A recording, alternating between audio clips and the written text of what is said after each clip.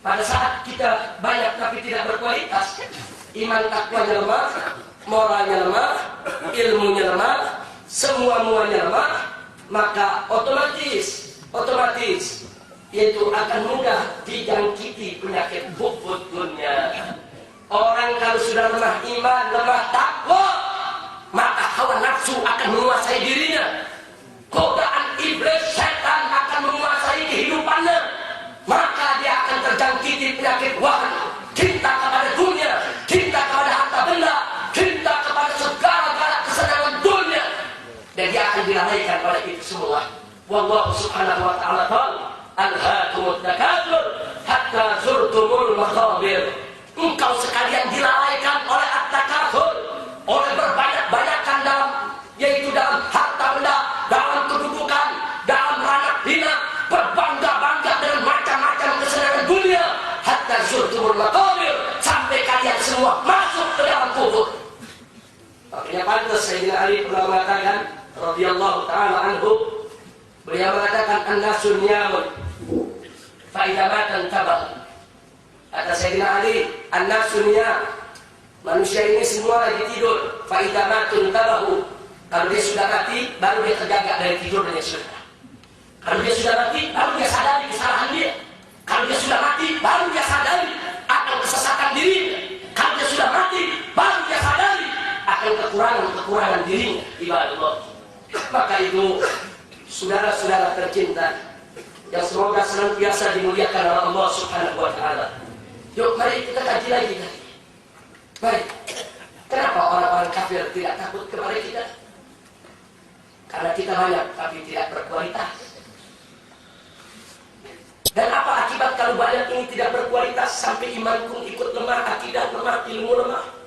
Berbagai macam penyakit hati akan ada di diri kita, saudara. Jadi kalau kita mengobati keadaan ini, solusinya bersihkan dulu kita punya hati. Jangan ada itu penyakit hubud dunia, penyakit wahan, penyakit takut mati, saudara. Siapkan diri kita untuk berkorban di jalan Allah, baik berkorban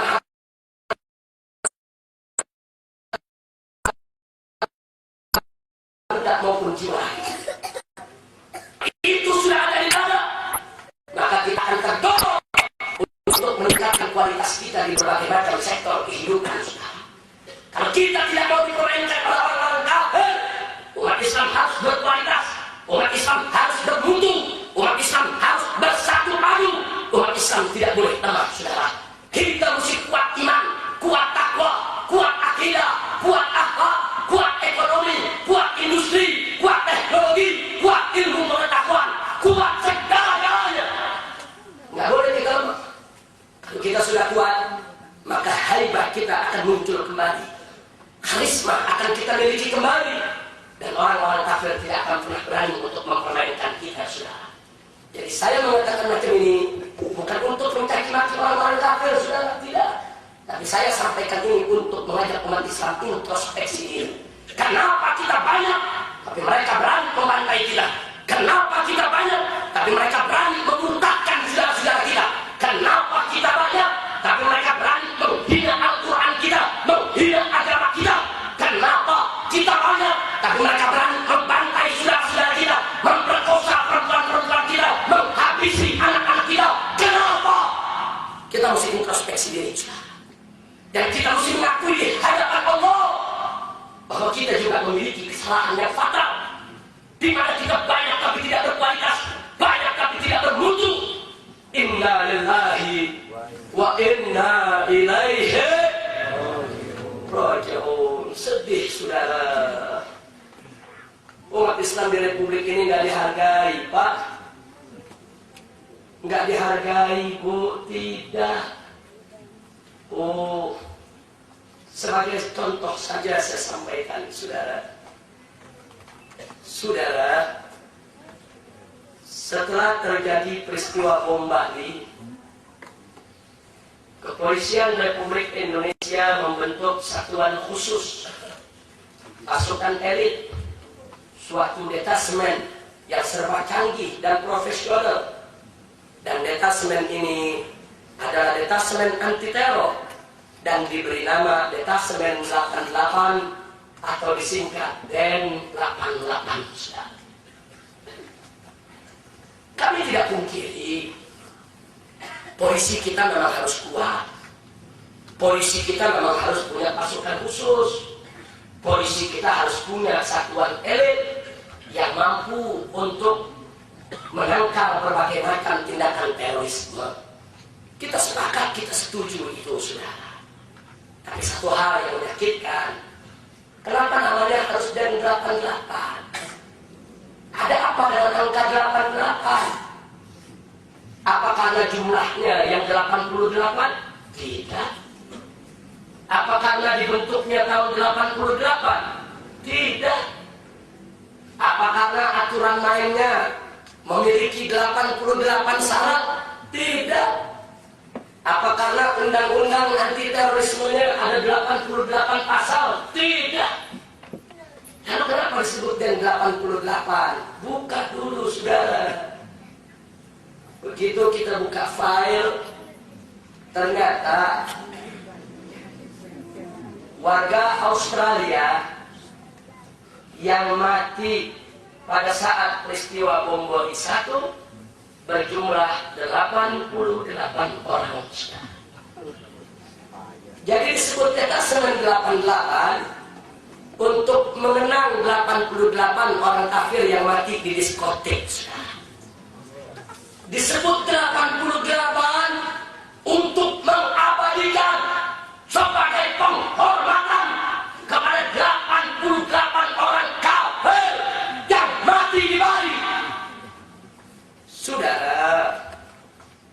Saudara, kalau kita menghormati orang-orang kafir yang datang dari negeri lain ke negeri kita, itu sudah semestinya.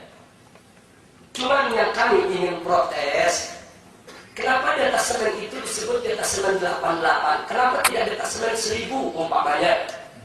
Untuk mengenang 1000 Muslim Madura yang dibantai di Sampit. Kenapa tidak disebut detasemen 3000?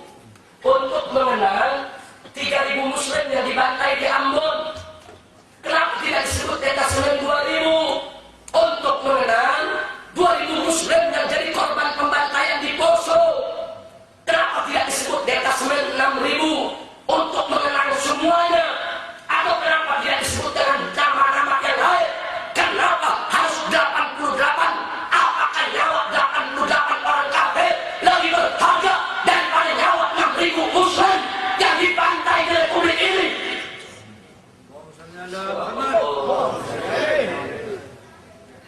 Saudara, di mana jati diri kita? Di mana harga diri kita? Di mana harkat dan martabat kita? Ribuan Muslim mati, tidak ada penghargaan, tidak ada penghormatan. Orang kafir 88 mati begitu dihormati. Inna lillahi wa inna ilaihi raji'un. Sedih, Pak. Sedih. Sakit hati ini, saudara. Begitu rendah umat Islam. Apa yang umat Islam itu tidak ada harganya? Saudara, nggak sampai di situ.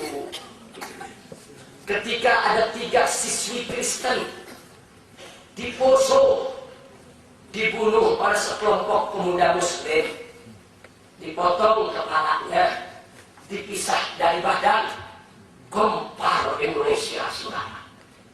Tiap hari diberitakan, digambarkan seolah-olah Muslim di Poso biadab, Muslim di Poso bajingan, Muslim di Poso penjahat, Muslim di Poso teroris.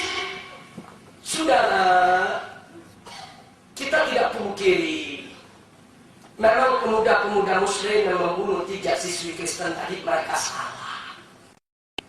Mereka memang harus ditangkap, mereka memang harus diproses. Tapi yang kami ingin tanyakan, kenapa 3 orang Kristen mati? Mereka berteriak-teriak, bersuara begitu keras, diberitakan setiap hari sepanjang hari untuk menjarakan umat Islam. Dan bagaimana 2000 Muslim yang dibantai di Poso, sudah mereka berdosa, mereka dibunuh, mereka dibakar hidup-hidup. Apa pembunuhan terhadap 3 siswi Kristen lebih berharga, lebih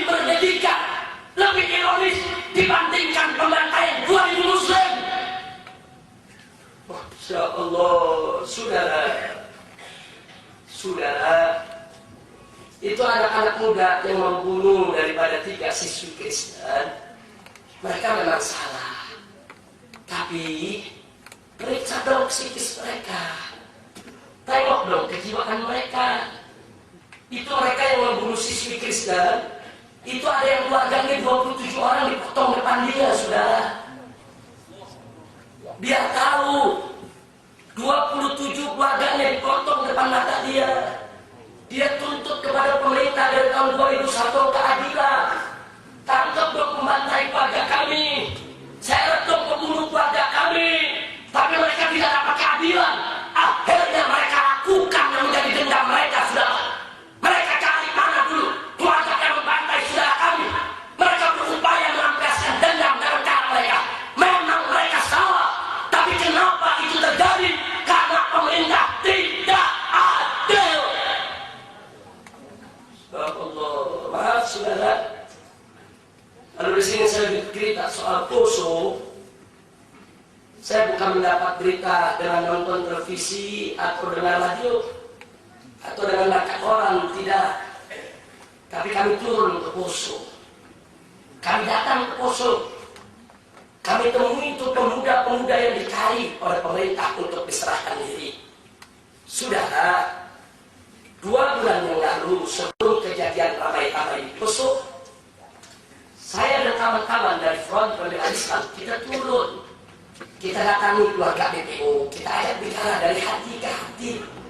Kenapa kalian bunuh itu 3 siswi Kristen? Kalian salah. Jihad itu tidak boleh menghalalkan segala cara. Oh, karena mereka dulu keluarganya membantai keluarga kita, Habib. Ya, dulu mereka membantai anak-anak kita, tapi kita tidak boleh membantai anak mereka. Biarkan mereka yang menjadi binatang membantai anak kita, tapi nggak boleh kita menjadi binatang untuk membantai anak mereka. Kita ajak bicara baik-baik, saudara. Kita selidiki akar persoalannya. Jadi jangan dulu menyalahkan muslimin di Poso. Kami tahu, tolong dicatat Pak Bu ya, tahun 1998 ratusan kaum muslimin dibantai Poso. Tahun 1999 ratusan lagi dibantai. Tahun 2000 dibantai lagi, saudara. Awal 2001 dibantai lagi, saudara. 4 pembantaian di Buyung Katedo, pembantaian di Toyado, pembantaian di Kilo 9, pembantaian di mana-mana tempat, saudara. Kemana tentara kita? Kemana polisi kita? Kemana mereka? Kok mereka tidak menjaga? Kok mereka tidak memberikan perlindungan? Sampai 2000 muslim dari korban dibunuh dan dibantai. Pondok pesantren Wali Songo, saudara. Kiainya, ustadz-ustadznya semua dibunuh. Bangkainya, jenazahnya dimasukkan ke dalam sumur, ditutup dengan kayu bakar, disiram bensin, dibakar dalam sumur, saudara. Kemana kita? Kemana itu tentara-tentara yang katanya gagah punya senjata? Kemana itu polisi-polisi yang katanya punya wewenang menegakkan hukum?